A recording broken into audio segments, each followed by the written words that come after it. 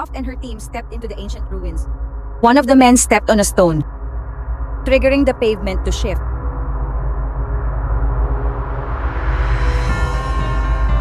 A massive stone door slammed shut behind them, sealing the entrance. Suddenly, the ground began to shake. The floor gave way, and Croft plunged downward, barely managing to grab onto the edge. Her team rushed to her aid, pulling her up just in time.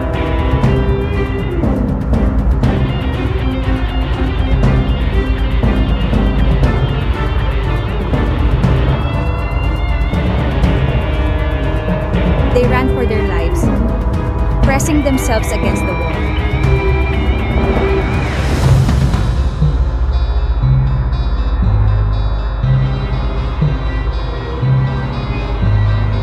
There, they discovered shimmering gems embedded within cracks in the stone, right next to a small hole in the wall.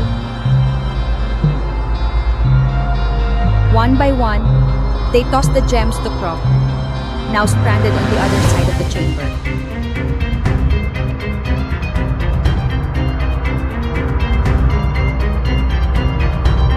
But with every wrong placement, the ruins responded with deadly traps, spikes, collapsing floors, and hidden blades.